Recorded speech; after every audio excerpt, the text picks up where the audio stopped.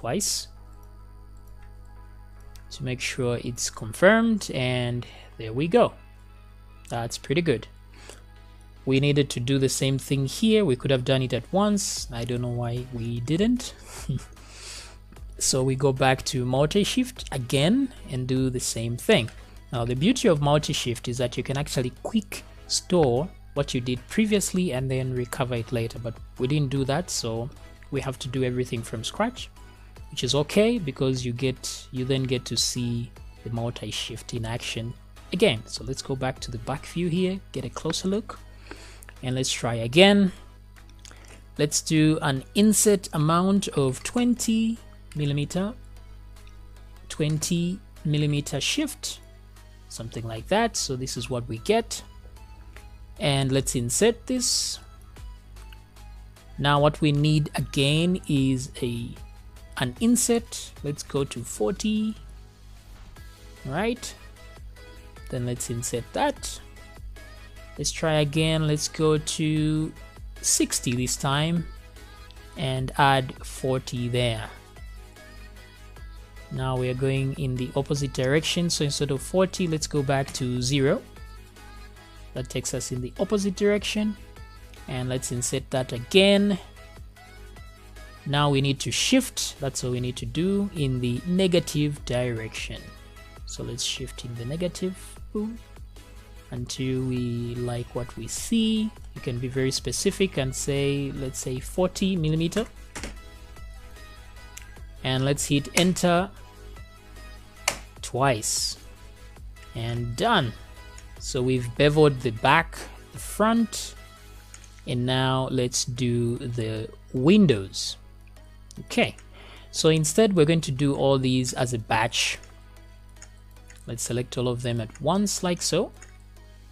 Go back to multi-shift, or if you find it easier, we could use bevel. So let's press the B key, because some people do find bevel a bit more useful. So let's go to one of these side views so we can see properly. Hit the mouse key and drag. I usually use the control key to restrict the movement to one axis. So that's what we get. Now, while the bevel is still selected, in order to do another bevel, we use the right mouse button this time. So we want to insert inward. So from here,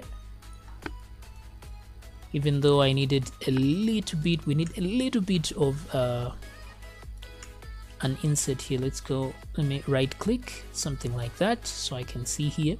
But once you click the right mouse button once, you can go back to the left mouse button to adjust what you've just beveled. So let's do that in one axis. Let's move it. This is why I'm not a big fan of the bevel key, because it takes a little bit to move it in the direction that you want and get the results you want, something like that. A little bit of an inset, something like so. That should probably do. All right, so let's hit the enter like that. Let's go back to texture mode so that we see what we have so far. Okay, not so bad at all.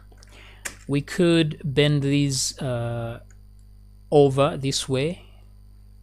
Go to point mode, select them, hit T, and move them a little bit back like so. So this is purely optional, depending on what look you are heading for. Alright, so far so good. So the next thing is to define these doors. So let me select the doors over here. Now, using the bevel key here won't work very well because bevel does per polygon basis. However, multi-shift can group the polygons together. This is an option you have here where it says group polygons. You can remove the grouping or you can add it there depending on what you want to do. If you remove the grouping, it acts like bevel, but if it's grouped, then you need to bevel everything at once. So here again, what we want to do is we want to have an inset. Let me try 10 millimeters. Maybe too small. Let's try 20. And then let's also shift it 20 millimeter by the same amount, something like that. So we have a little bit of an edge where the doors are. So what we'll do here is we're going to quick store this one, and let me press enter. Okay, so as you can see, there's a little bit of a bump there. It helps to define the lines. So let's do the same for the rear door. So we select these two, go back to multi-shift, hit N for numeric, and quick restore. So once I hit the quick restore, it brings back exactly what I had done previously, which is awesome and can help you speed up your workflow. All right, so far so good. So let's go down to the lights. Now we want to create the front lights. So in order to do this, let's go back to the create tab. Let's select a ball this time. Head over to the back view, click and drag. Okay, let me make sure that this ball is in front here. However, what we need is just half of this ball. So let me hit the numeric tab for specific numbers. To start with, I want to limit the sides to 8 because low poly, and these other ones to 4. That's a bit too much, so 6 maybe. Looks about right. I could do 8, 8. Yeah, that looks reasonable. Alright, so these sides can be adjusted. The radius, this is 220, and I want 220 everywhere so that it's a perfect circle. Something like that, and I hit enter. Okay, so now we need only half the ball, so make sure in polygon mode, right click and drag and remove half. Select half of that, delete. Hit on one of these polygons, hit the closing square bracket to select everything, hit T for move, and let's move it right in there.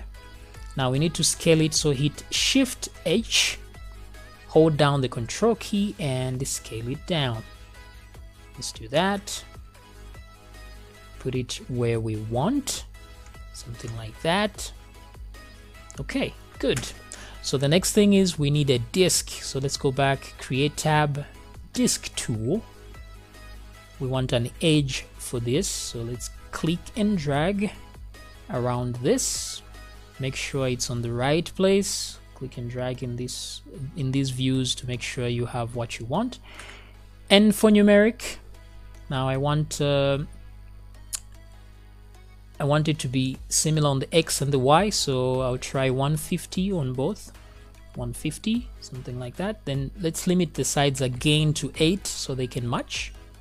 Something like that. Okay. Let me hit enter. It's a little bit too big.